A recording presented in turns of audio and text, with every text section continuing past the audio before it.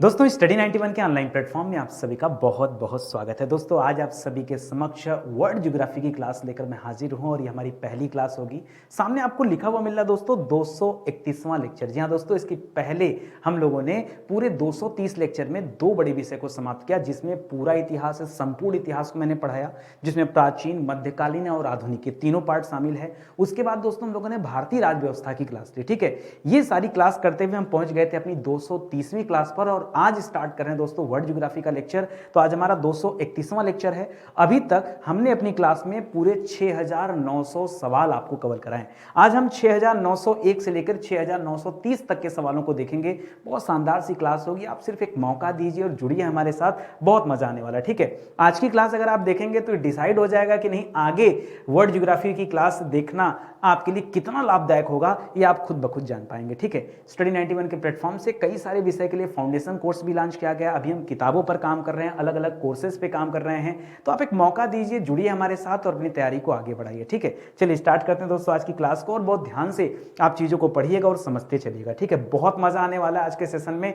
ये मान के चलिए। ठीक है, चलिए शुरू करते हैं दोस्तों। पहला सवाल ये रहा आपकी स्क्रीन पर, वो ध्यान से पहले सवाल को पढ़िए और समझिए। ठीक है, और ये देखने का प्रयास कीजिए कि सवाल पूछ क्या रहा है आपसे। बहुत आसान सा सवाल है कि बृहत विस्फोट का सिद्धांत बेल्जियम के किस खगोल शास्त्री ने दिया था। दो सवाल यहां बनते हैं कि ये जिसका नाम मैं ले रहा हूं वो कहां के रहने वाले हैं। ठीक है, अभी उत्तर मैं बता ही रहा हूं आपको, वो कहां के रहने वाले हैं। सीधे सीधे बता दूं, जॉर्ज लेमेंटियर का नाम सुना होगा, जिन्होंने क्या दिया था दोस्तों, बृहत विस्फोट का सिद्धांत दिया था। बृहत विस्फोट का सिद्धांत यानी जो ये हम सौरमंडल जो देख रहे हैं, जो आकाशगंगा देख रहे हैं, पूरा का पूरा ब्रह्मांड कहा जाता है कि मटर के दाने के आकार था। इसका घनत्व इतना ज्यादा था, उसके बाद विस्फोट होता और विस्फोट के बाद आज भी ब्रह्मांड में प्रसार जारी है। यानी आप कह सकते हैं कि मान लीजिए इसका आकार कुछ ऐसा था, तो जब इसमें विस्फोट हुआ दोस्तों, तो विस्फोट के बाद सारे पदार्थ क्या हो गए, छिटक कर एक दूसरे से दूर चले गए। और आज भी दोस्तों कुछ दो अलग अलग पार्टिकल में दोस्तों दूरियां धीरे धीरे बढ़ रही हैं। ठीक है, तो ये था दोस्तों बृहद विस्फोट का सिद्धांत,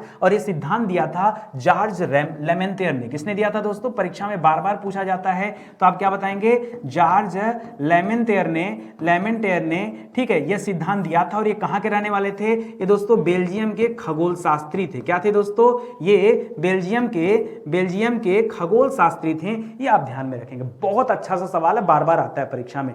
आज के सवाल दोस्तों इतने बेहतरीन है ना, आप घड़ी देखकर केवल 5 मिनट का समय मेरे साथ बिताइए, आपको लगेगा कि वाकई जबरदस्त क्लास चल रही है। अगला सवाल सुनिए, लिख रहा है किस सिद्धांत के अनुसार अरबों वर्ष पूर्व, आज की बात नहीं है, ऐसा विस्फोट कब हुआ था दोस्तों, अरबों साल पहले हुआ था। तो अरबों वर्ष पूर्व ब्रह्मांड अत्यधिक घनीभूत अवस्था में था, जो एक बिंदु के रूप में था। मैंने कहा ना, एक मटर के दाने जैसा। ठीक है, आपको सोच करके बड़ा अचंभा महसूस हो रहा होगा कि ऐसा था, लेकिन जो खगोल शास्त्री उन्होंने कुछ ऐसा ही बताया है। देखिए उस समय कोई था तो नहीं, कोई टेक्नोलॉजी भी नहीं थी, लेकिन जो आज परिवेश है, जो आज आधार है, उसी के आधार पर दोस्तों माना जाता है कि कभी यह एक बिंदु के रूप में रहा होगा। ठीक है, ये चीजें हैं।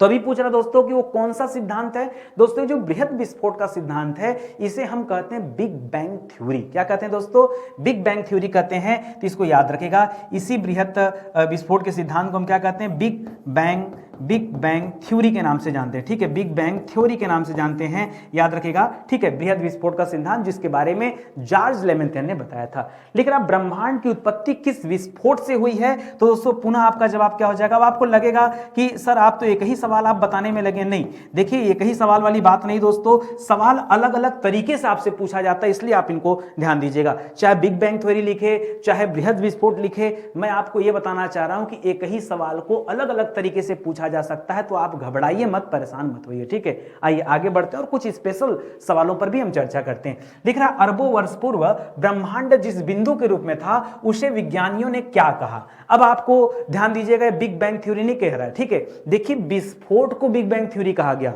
बृहद विस्फोट उस विस्फोट को कहा गया, लेकिन वो जो मटर के दाने जैसा आकार था, जिसमें बहुत ज्यादा घनत्व था दोस्तों, उस बिंदु को यहां पर जो अलग अलग खगोल शास्त्री थे वो इसको क्या कहते हैं दोस्तों, तो इसको कहा जाता है विलक्षणता का बिंदु। क्या कहा जाता है दोस्तों, इसे कहा जाता है विलक्षणता का बिंदु। जी हां दोस्तों, अब आपको लगा होगा कि वाकई आपकी क्लास में सर मजा है, बढ़िया सवाल है। देखिए ऐसे सवाल अगर परीक्षा में आ जाए, हमारी क्लास में 4 ऑप्शन नहीं मिलता, मैं 4 ऑप्शन देता ही नहीं आपको। अरे यार सोचो, 4 ऑप्शन देने का मतलब है कि प्रश्न भी पूछा जा रहा है और उत्तर भी आपके सामने है, तो ऐसे पढ़ाई का क्या फायदा। आप हमारी क्लास में आइए, बिना ऑप्शन का हमें चीजों को याद रखना, किसी ऑप्शन की जरूरत नहीं है। तो वही वाली बात होगी, भाई आपका नाम क्या है, ऑप्शन दे दीजिए, ये कौन सा तरीका है भाई, मजा नहीं आता। ठीक है, बिना ऑप्शन का पढ़ना है, यानी आपको निर्भर नहीं होना उत्तर पे। ठीक है, डायरेक्ट सवाल और डायरेक्ट आंसर आपको आना चाहिए। तो याद रखिएगा, इसे क्या कहा जाता है, विलक्षणता का बिंदु। कभी कभी परीक्षा में इसी चीज को इंग्लिश में दे देता है, वो और भी ज्यादा डिफिकल्ट हो जाता है। तो देखिए, बिंदु को हम क्या कहते हैं, पॉइंट कहते हैं। ठीक है, तो इसका एक और नाम दोस्तों, पॉइंट ऑफ सिंगुलैरिटी। क्या है दोस्तों, सिंगुलर। ठीक है, सिंगुलर प्लूरल का नाम सुना है ना, उसी से याद रखेगा दोस्तों, पॉइंट ऑफ सिंगुलैरिटी। सिंगुलैरिटी क्या कहते हैं दोस्तों, कभी कभी परीक्षा में हिंदी में दे देता है विलक्षणता का बिंदु, और कभी कभी यही पॉइंट इंग्लिश में दे देता है, तब बड़ा जो है कठिनाई महसूस होती कि नहीं, पता नहीं क्या उत्तर होने वाला है इसका। ठीक है, चलिए आगे बढ़ते हैं। लिख रहा निरंतर उत्पत्ति का सिद्धांत, जैसे बिग बैंग थ्योरी ये जो है जॉर्ज लेमेंथन ने दिया, जो बेल्जियम के रहने वाले थे, उसी तरह से एक सिद्धांत है, वो भी ब्रह्मांड से संबंधित सिद्धांत है। जब कभी आप ज्योग्राफी की क्लास में हमसे मिलेंगे तो डिटेल में मैं इन चीजों को पढ़ाऊंगा। ठीक है, तो निरंतर उत्पत्ति का सिद्धांत जो है दोस्तों, ये किसने दिया है, इसके प्रतिपादक कौन है। अब आपको लगेगा कि नहीं सर, आपने कहा था कि आप मुझे 5 मिनट समय दीजिए, तो देखिए हलवा हलवा वाला सवाल नहीं है। मैंने सवाल ऐसे रखे हैं जो वाकई आपके लिए जरूरी हो, जो परीक्षा में आए हों और जिनके आने की संभावना ज्यादा हो। तो याद रखेगा दोस्तों, ये 2 लोगों ने दिया था, एक लोग का नाम था गोल्ड और एक को नाम था हरमैन। ठीक है, किसने दिया था दोस्तों, तो सबसे पहले गोल्ड याद रखेगा। सर ये तो आसान है, निरंतर उत्पत्ति का सिद्धांत किसने दिया, गोल्ड महोदय ने दिया, और किसने, हरमैन बॉन्डी ने दिया। किसने दिया दोस्तों, हरमैन बॉन्डी ने यह सिद्धांत दिया है। तो ये 2 लोगों का दोस्तों आपको नाम याद रखना पड़ेगा अगर पूछे निरंतर उत्पत्ति का सिद्धांत, ये किससे संबंधित है, ये ब्रह्मांड की उत्पत्ति से संबंधित है। ठीक है, अगला सवाल, इसी तरह से एक सिद्धांत है जिसे हम कहते हैं संकुचन विमोचन का सिद्धांत। क्या कहते हैं दोस्तों, इसे हम कहते हैं संकुचन विमोचन। संकुचन मतलब ऐसे संकुचित हो जाना, विमोचन मतलब फिर फैल जाना। ठीक है, तो संकुचन विमोचन का सिद्धांत दोस्तों किसने दिया है, इसके प्रतिपादक कौन है, ये सवाल पूछे तो क्या बताएंगे दोस्तों, डॉक्टर एलन सैंडेज। क्या नाम है दोस्तों, डॉक्टर एलन। क्या नाम है दोस्तों, एलन। जी हां दोस्तों, याद रखेगा डॉक्टर एलन सैंडेज का नाम याद रखेगा, सैंडेज का नाम याद रखेगा, डॉक्टर एलन सैंडेज याद रखेंगे। इन्होंने कौन सा सिद्धांत दिया, ब्रह्मांड की उत्पत्ति से संबंधित सिद्धांत दिया, जिसे हम कहते हैं संकुचन विमोचन का सिद्धांत। अच्छा लगा पढ़ के, देखो अच्छा तो लगेगा ही लगेगा, ऐसा हो ही नहीं सकता कि अच्छा ना लगे। सिंपल सी बात है, जब अच्छे कंटेंट लेकर आएंगे तो अच्छा तो लगना है। ठीक है, चलिए आगे बढ़ते हैं दोस्तों, अगला सवाल देखते हैं। फिर से आप तैयार रहिए अपने कठिन सवालों के लिए। ठीक है, आपने शायद सुना हो या ना भी सुना हो, बड़ा इंटरेस्टिंग मामला है। ठीक है, लार्ज हैड्रन इसको हैड्रॉन बोलते हैं, लार्ज हैड्रॉन कोलाइडर, इसी को इंग्लिश में लिखा है दोस्तों LHC। क्या लिखा दोस्तों, ये हैड्रन की जगह याद रखेगा, इसे हैड्रॉन पढ़ा जाता है। ठीक है, क्या पढ़ा जाता है, हैड्रॉन पढ़ा जाता है, हैड्रॉन। ठीक है, तो याद रखेगा ये जो हैड्रॉन है, ये पृथ्वी की सतह से 100 फीट नीचे कितनी लंबी सुरंग में स्थित है। ठीक है, तो दोस्तों सबसे पहले एक सुरंग बनाया गया। इस सुरंग को बनाया किसने, ये जो सुरंग था दोस्तों, ये सुरंग किसने बनाया, तो इस सुरंग का निर्माण किया दोस्तों CERN ने। किसने किया दोस्तों, CERN ने, जिसे हम कहते हैं सर्न। क्या कहते हैं दोस्तों, इसे हम कहते हैं सर्न।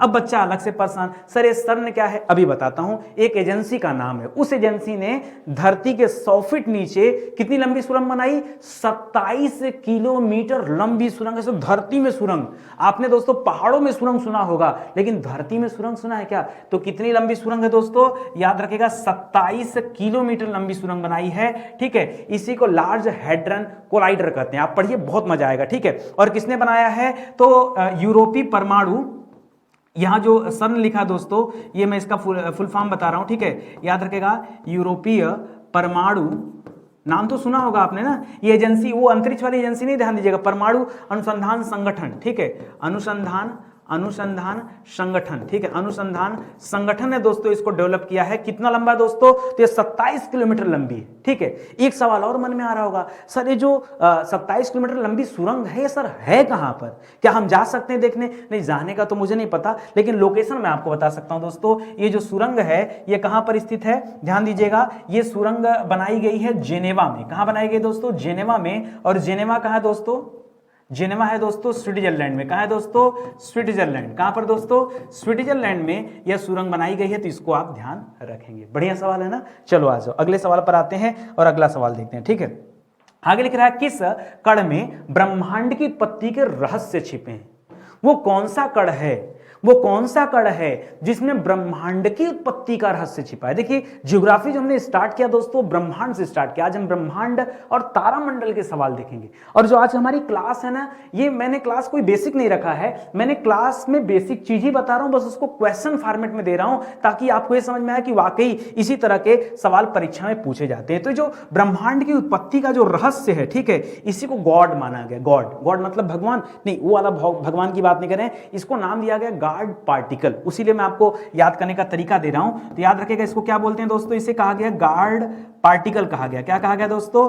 गॉड पार्टिकल कहा गया। इसी गॉड पार्टिकल से दोस्तों इसमें क्या छिपा है? ब्रह्मांड की उत्पत्ति का रहस्य छिपा है। अभी हाल फिलहाल की बात है, मुझे लगता है मुश्किल से 10-12 दिन हुआ होगा। ठीक है, ये 2024 की बात है। ठीक है, सन लिख लीजिए, पता नहीं बच्चा किस वर्ष से वीडियो देख रहा होगा। तो दोस्तों वर्ष 2024 की बात है दोस्तों।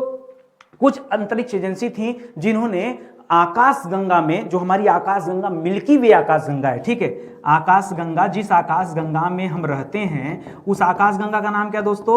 उस आकाशगंगा का नाम है मिल्की वे। क्या नाम है दोस्तों? मिल्की वे आकाशगंगा। ठीक है, मिल्की वे आकाशगंगा। तो उन्होंने ढूंढा दोस्तों कि जो मिल्की वे आकाशगंगा है ये शिव और शक्ति नाम की दो पुरानी आकाशगंगाएं थी। ठीक है, उनके अवशेष के मिलने से दोस्तों बना, उनके अवशेष के मिलने से निर्माण हुआ है। ठीक है, याद रखेंगे निर्माण हुआ। किसका निर्माण हुआ दोस्तों? तो जो हमारी मिल्की वे है ये पहले किसका रूप थी? तो कुछ शिव और शक्ति नाम दिया गया है। आप देखिए ना कैसा और कितने साल पहले की बात है दोस्तों? तो ऐसा माना जा रहा है कि 12 अरब वर्ष पूर्व। कितना दोस्तों?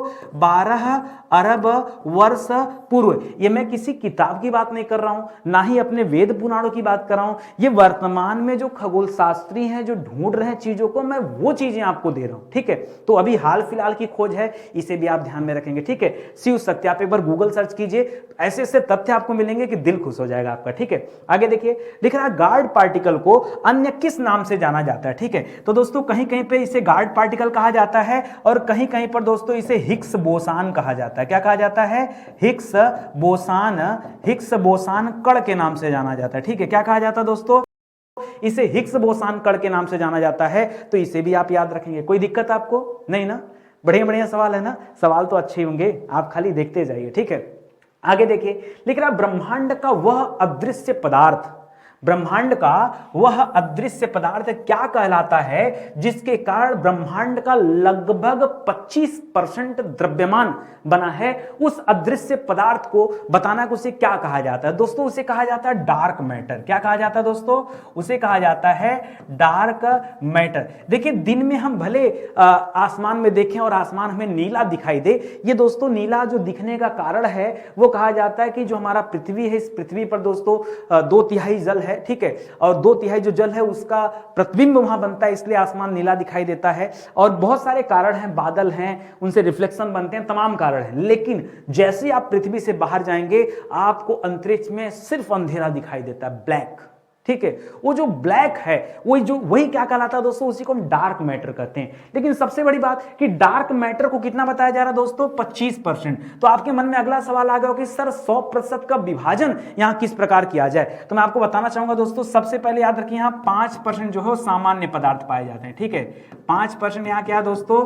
5% यहां जो है सामान्य पदार्थ है। और दोस्तों यहां जो 25% लिखा है, इसके आगे एक शब्द लिखा है दोस्तों लगभग। क्या लिखा है? लगभग। तो एग्जैक्ट जो आंकड़ा वो 26% है, वो 25% नहीं है। तो याद रखेगा दोस्तों एग्जैक्ट जो 26.8 है। ठीक है, 26.8% यहां क्या है दोस्तों? ये 26.8% ये डार्क मैटर यहां पर है। क्या दोस्तों? ये डार्क मैटर है। इसके बाद दोस्तों 68.2% जो है ये दोस्तों एक ऊर्जा के रूप में है। क्या दोस्तों? ये ऊर्जा के रूप में है, तो इसको डार्क एनर्जी कहते हैं। ठीक है, तो ये आप याद रखेंगे। आज आपसे डार्क मैटर के बारे में पूछा, कल आपसे ऊर्जा के बारे में पूछ सकता है, परसों आपसे अन्य पदार्थों के बारे में पूछ सकता है। तो मैं कहता हूं पहले ही आप पढ़ लो ना, याद रहेगा ना। चलो अगला सवाल देखो। अगला सवाल लिखा है कि प्रकाश की किरणें एक वर्ष में जितनी दूरी तय करती हैं उसे क्या कहते हैं? प्रकाश की किरणें, प्रकाश की किरणें एक वर्ष में जितनी दूरी तय करती है उसे क्या कहते हैं दोस्तों, उसे प्रकाश वर्ष कहा जाता है। क्या कहा जाता है, उसे प्रकाश वर्ष कहा जाता है। एक वर्ष में प्रकाश द्वारा चली गई कुल दूरी को क्या कहते हैं दोस्तों, एक प्रकाश वर्ष कहा जाता है। ठीक है, अगला सवाल लिख रहा है कि एक प्रकाश वर्ष में वर्ष कितने किलोमीटर के बराबर होता है। क्या लिख रहा है दोस्तों, अगर एक प्रकाश वर्ष है तो कितने किलोमीटर के बराबर होता है दोस्तों, ये आपसे पूछा जा रहा है। तो अगर हम आंकड़े दे दोस्तों तो याद रखेगा लगभग 94 खरब किलोमीटर। कितना दोस्तों, 94 खरब किलोमीटर। ठीक है, अब आप कहेंगे सर मजा नहीं आया। ठीक है, हमारे परीक्षा में 94 खरब किलोमीटर नहीं देता। हमारे परीक्षा में जो सवाल बनता है वो दो तरीके का सवाल बनता है, या तो ये दूरी किलोमीटर में पूछी जाती है या तो ये दूरी मीटर में पूछी जाती है। तो अगर यहां पर अभी तो सवाल किलोमीटर का है, तो अगर कभी किलोमीटर में आपके सामने दे तो याद रखेगा 9.46, याद रखेगा 9.46 गुणे 10 की घाते। अच्छा, अब किलोमीटर और मीटर में दोस्तों क्या होता है, आपने पढ़ा होगा कि 1000 मीटर बराबर क्या होता है दोस्तों, 1 किलोमीटर हो जाता है। ठीक है, तो यहां दोस्तों जो 3 शून्य है ना, उसीलिए दोस्तों यहां 3 का डिफरेंस होगा। अगर किलोमीटर होगा तो ये 12 होता है, 10 की घाते 12 किलोमीटर। क्या होता है दोस्तों, ये किलोमीटर होता है। अगर यह आंकड़ा मीटर में जाएगा तो ये 3 जो जीरो है ना बढ़ जाएगा। भाई अगर किलोमीटर से मीटर में जाना हो तो 3 जीरो लगाना पड़ेगा ना। तो हमेशा याद रखिए, यह आंकड़ा अगर मीटर में दिया है तो क्या हो जाएगा 9.46 गुणे 10 की घाते, अब 12 की जगह क्या हो जाएगा 12 3 15। तब दोस्तों यहां क्या हो जाएगा, तब यहां पर मीटर आ जाएगा। क्या आ जाएगा, मीटर। परीक्षा में बच्चा रट्टा मार के जाता है, गया परीक्षा में, अब हो गया कंफ्यूज कि 12 करे कि 15 करे।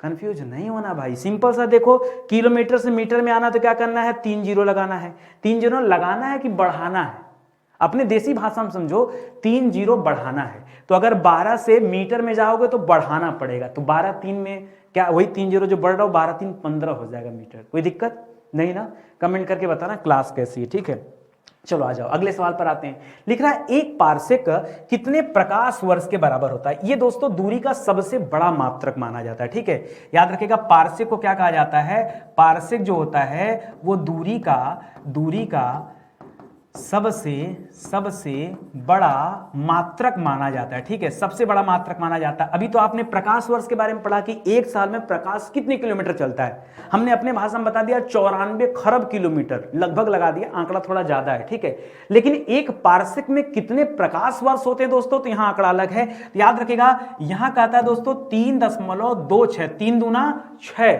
ये भी बच्चा भूल जाता है, भूलना ही नहीं है, 3 दूना 6, अब नहीं भूलोगे ना। तो 3.26 प्रकाश वर्ष। एक पारसेक में कितना होता है दोस्तों, तो 3.26 प्रकाश वर्ष होता है। ये आप याद रखेंगे, कोई दिक्कत आपको नहीं ना। चलिए अगले सवाल पर आइए। लिख रहा है तारों का ऐसा समूह जो धुंधला सा दिखाई पड़ता है तथा जो तारा निर्माण प्रक्रिया की शुरुआत का गैस पुंज है, उस गैस पुंज को क्या कहते हैं। भाई यही गैस पुंज ही धुंधला दिखाई देता है, और जहां तारों का निर्माण होता है दोस्तों वहां इस तरह के गैस पुंज देखने को मिलते हैं। ठीक है, तो दोस्तों जहां पर इस तरह के गैस पुंज होते हैं ना, उसके आकार कुछ ऐसे होते हैं, देखिए ऐसे होते हैं। ठीक है, ऐसे होता है दोस्तों, और इसी को हम क्या कहते हैं, इसी को हम कहते हैं आकाश गंगा। क्या कहते हैं दोस्तों, आकाश गंगा। जो हमारा ब्रह्मांड है ना, सबसे बड़ा ब्रह्मांड में असंख्य मात्रा में असीमित आकाश गंगाएं हैं।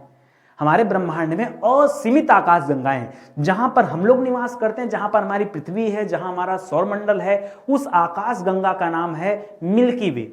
कहीं कहीं पर दोस्तों दुग्ध मेखला उसे कहा जाता है। ठीक है, मिल्की वे या दुग्ध मेखला, हिंदी और इंग्लिश वर्जन है, कोई दिक्कत नहीं। ठीक है, तो याद रखेंगे हमारी आकाश गंगा का नाम क्या है, हमारी आकाश गंगा कौन सी है दोस्तों, हमारी आकाश गंगा का नाम क्या है, तो याद रखेगा हमारी आकाश गंगा का नाम है मिल्की वे। क्या नाम दोस्तों, मिल्की वे नाम है। इसी को हम क्या कहते हैं, इसी को हम कहते हैं दुग्ध मेखला। क्या कहते हैं दोस्तों, दुग्ध मेखला कहते हैं। ठीक है, चलिए आगे बढ़ते हैं। लिख रहा है पृथ्वी की आकाश गंगा को क्या नाम दिया गया। पृथ्वी की आकाश गंगा मतलब पृथ्वी जहां रहती है उसकी आकाश गंगा का नाम क्या है, तो बताया तो कि पृथ्वी की आकाश गंगा का नाम क्या है दोस्तों, मिल्की वे नाम है। क्या नाम है, मिल्की वे नाम है। चाहे आप इसे मिल्की वे कहिए, चाहे आप इसे दुग्ध मेखला कहिए, ये आप ध्यान दीजिएगा। ठीक है, चलिए आगे बढ़ते हैं। ध्यान दीजिएगा दोस्तों, स्टडी 91 के प्लेटफॉर्म से हम लोग कई किताबों पर काम कर रहे हैं। यही किताब ही है दोस्तों जिसकी वजह से हम क्लासेस नहीं ले पाते हैं, लेकिन आप किताब लेके देखिए, बहुत शानदार किताब है। अभी दोस्तों वर्तमान में बहुत जल्द हमारी एक हिस्ट्री की किताब लॉन्च होने वाली, जिसमें एंशिएंट, मिडावल, मॉडर्न, मैं आपको विश्वास दिला दूं, पूरे भारत में इस तरह की कोई किताब नहीं। जब ये किताब लिखी जा रही थी ना, किताब 3 महीने पहले लॉन्च हो गई होती, बट जब ये किताब लिखी जा रही थी तो जब मैंने महसूस किया कि वाकई भारत के इतिहास को छिपाया गया है, तथ्यों के साथ बहुत छेड़छाड़ किए गए, जो हकीकत है उसे किसी ने लिखा ही नहीं। एक एग्जाम्पल दूं, मुगलों के बारे में भर भर के लोगों ने लिखा है, फिर राणा प्रताप के बारे में कौन लिखेगा भाई, शिवाजी के बारे में कौन लिखेगा। तो कहीं ना कहीं लगा कि इतिहास के तथ्यों के साथ बहुत छेड़छाड़ हुआ है और उसी छेड़छाड़ को मैं दूर करने का प्रयास कर रहा हूं। हालांकि अकेले मैं बहुत कुछ नहीं कर सकता, लेकिन फिर भी मैं अपने हिसाब से कोशिश कर रहा हूं कि कितनी बेहतर किताब बन सकती है आपके लिए। वादा करता हूं, इतिहास की इस तरह की किताब अभी तक भारत में नहीं देखा होगा आपने, जिस तरह की किताब बनाई जा रही है। थोड़ा सा समय दीजिए, जैसे किताब आएगी यहाँ बोर्ड पे लग जाएगा, ठीक है। तो जिस तरह से अपनी हिंदी की किताब इतनी पॉपुलर हुई, और भी विषयों की किताब आपने देखा होगा, पढ़ा होगा, तो खूब बेहतरीन है। उसी तरह से आप चाहें तो ज्वाइन कर सकते हैं। देखिए हमारी किताब यहाँ से आप प्राप्त कर सकते हैं, हमारा नंबर है, ठीक है, 7007734525। इसके अलावा दोस्तों वेबसाइट है, एप्लीकेशन है, हर जगह अवेलेबल है किताब, तो आके ले सकते हैं। आगे बढ़ा जाए ना, चलिए आगे बढ़ते हैं। अगला सवाल देखते हैं। लिख रहा, मंदाकिनी को सबसे पहले किसने देखा था। मंदाकिनी, मंदाकिनी क्या दोस्तों, मंदाकिनी किसे कहते हैं दोस्तों, मंदाकिनी का मतलब आकाश गंगा। फिर से समझिए, ठीक है, कुछ नया नाम नहीं है। मंदाकिनी क्या दोस्तों, मंदाकिनी का तात्पर्य है आकाश गंगा, ठीक है, आकाश गंगा। और मंदाकिनी को देखा किसने था, तो मंदाकिनी को सबसे पहले गैलीलियो ने देखा था। किसने देखा था दोस्तों, गैलीलियो ने देखा था, गैलीलियो ने, ठीक है, गैलीलियो ने देखा था, ठीक है। किसने देखा था मंदाकिनी को सबसे पहले, गैलीलियो ने देखा था। लिख रहा, मंदाकिनी की सबसे नजदीक आकाश गंगा को क्या कहते हैं। भाई हमने कहा कि हमारे ब्रह्मांड में असंख्य आकाश गंगाएं हैं, तो जो हमारी आकाश गंगा है, जो हमारी आकाश गंगा है, इस आकाश गंगा के सबसे नजदीक दोस्तों कौन सी आकाश गंगा है। मान लीजिए दोस्तों इस आकाश गंगा का नाम मिल्की वे है, जहां पर हम रहते हैं, तो दूसरी आकाश गंगा जो सबसे नजदीक है उसे क्या नाम दिया गया, उसे बताया गया है कि ये देवयानी आकाश गंगा है। कौन सी आकाश गंगा दोस्तों,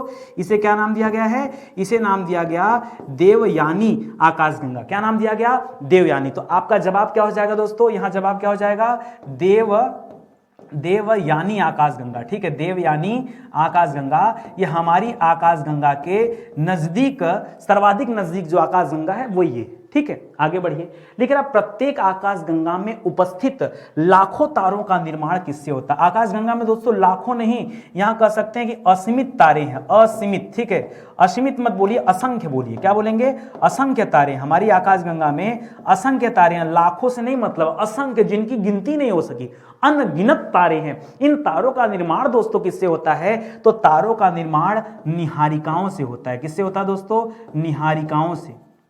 किससे होता है, तारों का निर्माण निहारिकाओं से होता है, यह आप ध्यान दीजिएगा, ठीक है, याद रहेगा आपको ना। चलिए आगे बढ़ते हैं, अगले सवाल पर आते हैं।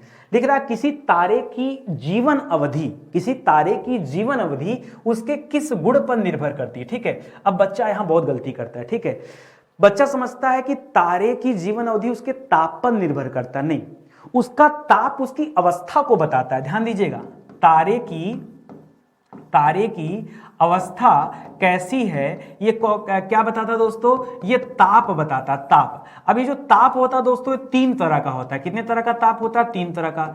सबसे पहले होता है नीला, नीला रंग, ठीक है।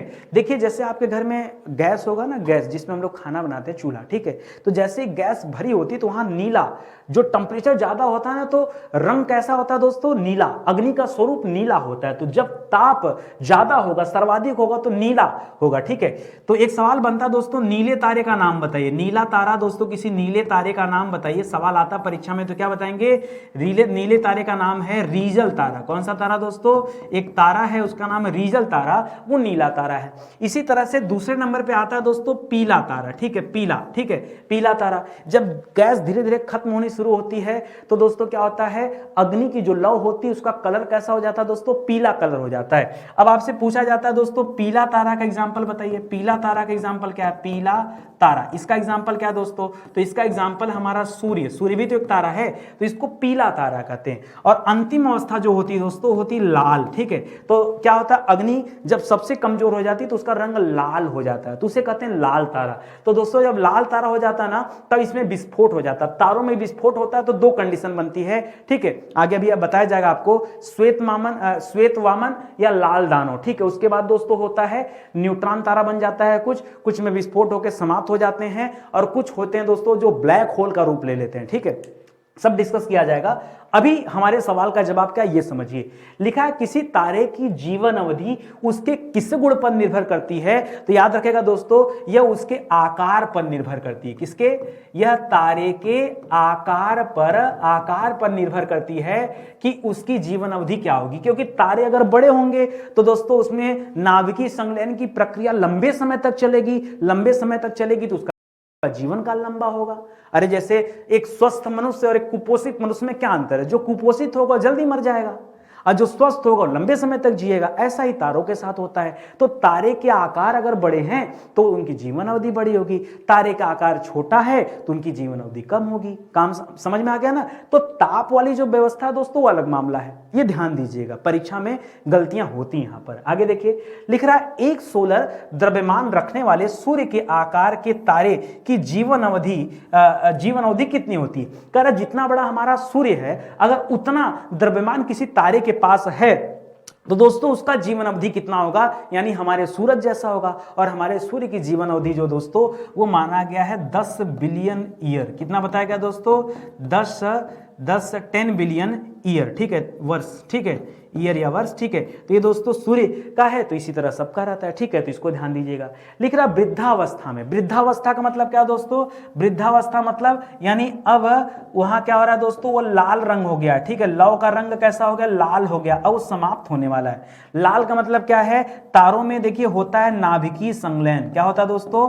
तारों में होता है नाभिकीय संलयन। इसी नाभिकीय संलयन के फलस्वरूप उन्हें ऊर्जा मिलती है। ये नाभिकीय संलयन की स्थिति जब क्या हो जाती है? कमजोर पड़ जाती है, धीमी होने लगती है, तो दोस्तों उसी कारण लाल रंग का हो जाता है। लिख रहा वृद्धावस्था में तारे के किस भाग का सारा हाइड्रोजन खत्म हो जाता है? ठीक है, तो हाइड्रोजन कहां का खत्म होता है दोस्तों? जो तारे का कोर होता है, तारे का जो कोर होता है, कोर मतलब जो तारे का आंतरिक भाग है, जो तारे का आंतरिक भाग है वहां से दोस्तों हाइड्रोजन समाप्त हो जाता है। अच्छा, ये नाभिकीय संलयन होता क्या है? ये हाइड्रोजन हीलियम के ऊपर ही चलता दोस्तों। हाइड्रोजन हीलियम में परिवर्तित होता रहता है। जब होगा ही नहीं हाइड्रोजन तो परिवर्तित कहां से होगा?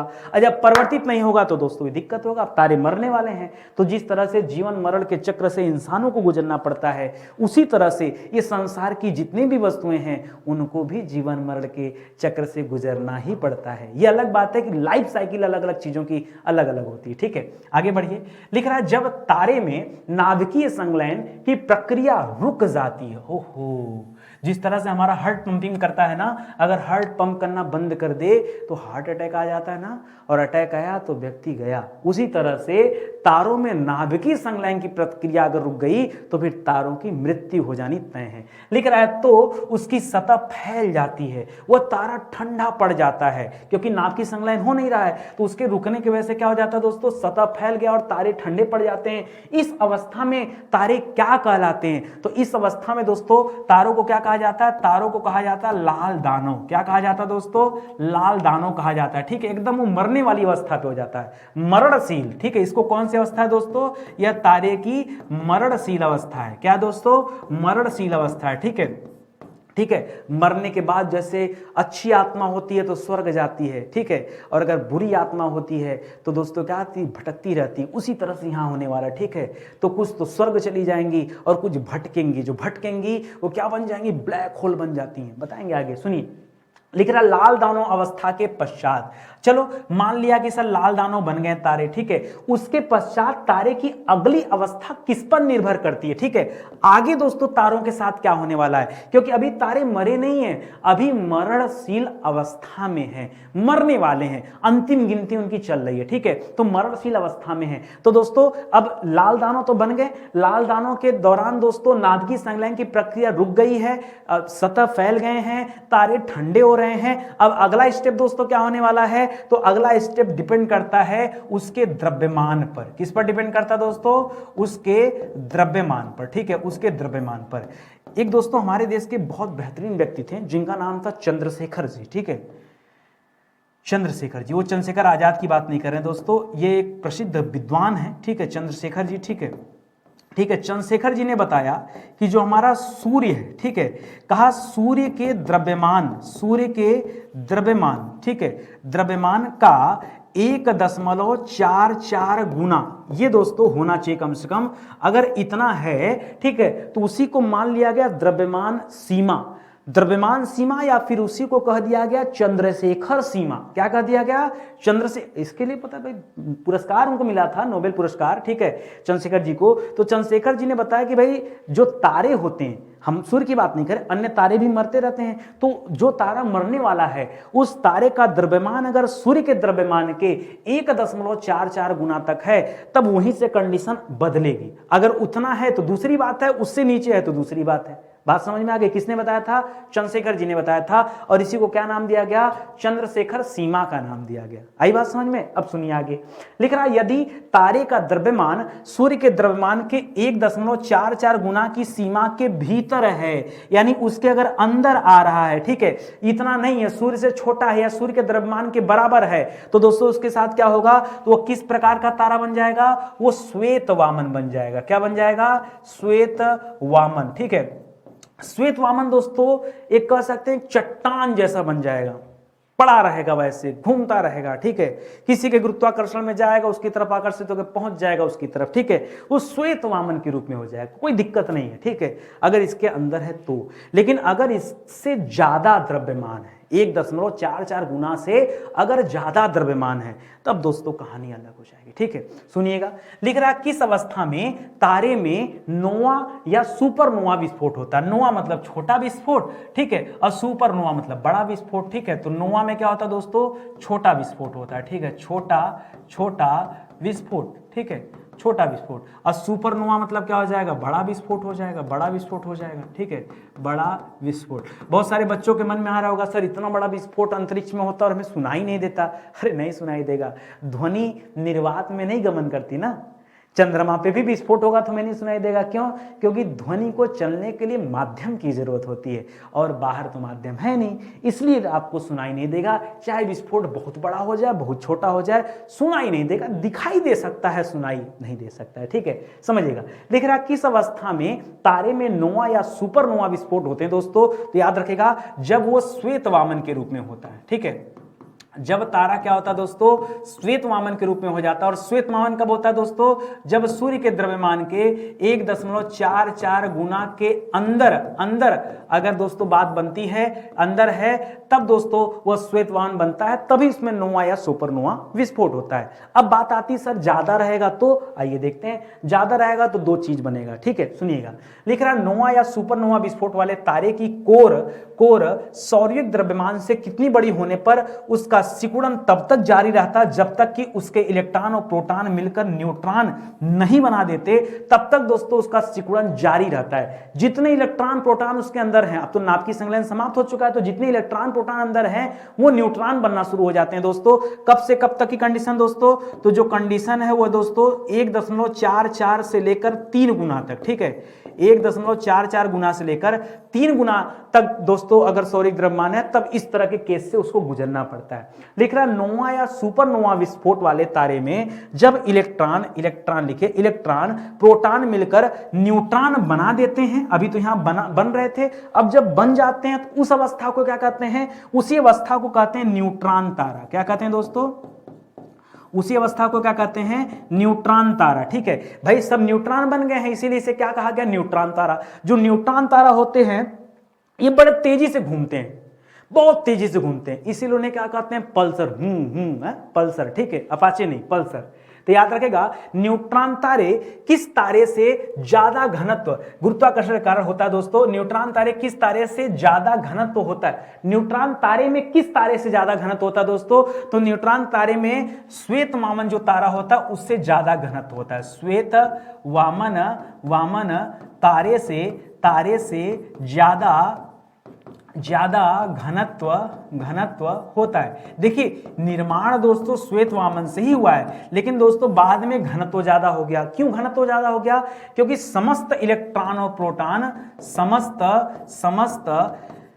इलेक्ट्रॉन और प्रोटॉन क्या हो गए दोस्तों, न्यूट्रॉन बन गए। क्या बन गए, न्यूट्रॉन बन गए। जब न्यूट्रॉन बन गए तो यही कारण था कि दोस्तों घनत्व ज्यादा हो गया। ठीक है, लिख रहा है घूमते हुए न्यूट्रॉन तारे, बहुत तेजी से न्यूट्रॉन तारे दोस्तों घूमते हैं, और घूमते हुए न्यूट्रॉन तारों को क्या कहा जाता है, उन्हें कहा जाता है पल्सर। क्या कहा जाता है दोस्तों, घूमते हुए न्यूट्रॉन तारों को क्या कहते हैं, पल्सर कहते हैं। ठीक है, याद रहेगा ना। चलिए, लिख रहा कौन सा तारा विद्युत चुंबकीय तरंगे छोड़ता है। ठीक है, वो कौन सा तारा है जो रेडिएशन छोड़ता है, कैसा, इलेक्ट्रोमैग्नेटिक रेडिएशन दोस्तों छोड़ता है। तो जो तारे घूमते हुए रहते हैं दोस्तों, ये जो पल्सर तारे हैं, जो पल्सर तारे हैं, पल्सर तारे हैं क्या दोस्तों, ये मुख्य रूप से न्यूट्रॉन तारे हैं। पल्सर तारे हैं क्या, ये मुख्य रूप से न्यूट्रॉन तारे हैं। न्यूट्रॉन तारों का निर्माण दोस्तों किससे हुआ है, तो न्यूट्रॉन तारों का निर्माण दोस्तों किससे हुआ है, श्वेत वामन से हुआ है। श्वेत वामन में क्या हुआ है, श्वेत वामन में जब नोवा या सुपरनोवा विस्फोट होता है, नोवा या सुपरनोवा विस्फोट होता है, ठीक है, तब दोस्तों इसका रूप ले लेते हैं। उसके लिए कंडीशन क्या होता है कि इनका द्रव्यमान सूर्य के द्रव्यमान के 1.44 से लेकर 3 गुना तक होना चाहिए, तब ये सुपरनोवा वाले, तब ये इस पल्सर तारे वाले रोल में आते हैं। ठीक है, ये पूरी कहानी है। आ रही बात समझ में। तो कब क्लास समाप्त हो गई, 30 क्लास, और आपको पता भी नहीं चला होगा। ठीक है, देखिए स्टडी 91 के प्लेटफॉर्म से जिस तरह से किताबें लॉन्च की गई, उसी तरह से हमारे हैंड रिटन नोट्स भी हैं। ये अवेलेबल है हमारे वेबसाइट पर, एप्लीकेशन पर, आप चाहें तो इसे प्राप्त कर सकते हैं। और एक चीज़ मैं और बताना चाहूँगा, क्लासेस जब फ्री मिलती हैं तो मुझे लगता है कि लोगों को उसका वैल्यू नहीं समझ में आता। लेकिन ईमानदारी से बताऊँ, पीछे के जो 230 लेक्चर हैं, जिन बच्चों ने उसे देखना शुरू किया और जिन्होंने देखा, उनको लगा कि वाकई जबरदस्त क्लास है। ठीक है, तो एक बार हम लोग फिर से ज्योग्राफी पर आ चुके हैं। अब पूरी वर्ल्ड ज्योग्राफी और इंडियन ज्योग्राफी ये समाप्त किए बिना ये क्लास बंद होने वाली नहीं है। मेरी एक आदत है, जब मैं कोई विषय अंत करता हूं तो थोड़े दिन रेस्ट मोड पे चला जाता हूं। ठीक है, देखिए रेस्ट करने से क्या है ना कि नई नई चीज़ों का शोध होता है और बहुत सारी चीज़ मैं आपके सामने लेकर आऊँगा, आपको लगेगा भी। अब कुछ नई नई क्लासेस भी मैं आपको देने वाला हूँ, अजीब व गरीब। ठीक है, जिसका आपको हमेशा इंतजार रहता है कि नितिन सर औरों की तरह इधर उधर के मैटर पर बात नहीं करते, लेकिन अब करेंगे। ठीक है, क्योंकि मुझे लग रहा है कि समाज में इन्हीं सब चीज़ों की ज़रूरत है, तो हमें वो भी करना होगा। ठीक है, जो ज़रूरी है। कुल मिला जुला के दोस्तों क्लासेस देखिए, पीछे के 230 लेक्चर अगर आपने नहीं देखा है तो आइए जुड़िए हमारे चैनल के साथ और देखिए। कोई पैसा वैसा वाली बात नहीं है, पहले देखिए, सेटिस्फाई हो जाइए। उसके बाद लगता है कि नहीं स्टडी 91 से कुछ और मटेरियल लिया जा सकता है, हैंड नोट्स लिया जा सकता है, किताबें ली जा सकती हैं, कोर्स लिया जा सकता है, फिर आप लीजिए, कोई जोर जबरदस्ती नहीं है। ठीक है, तो आराम से आइए, ज्वाइन कीजिए और अपनी तैयारी को आगे बढ़ाइए। ठीक है, मिलते हैं दोस्तों अगले लेक्चर में, तब तक के लिए बहुत बहुत धन्यवाद आपका। जय हिंद, जय Bharat, thank you so much.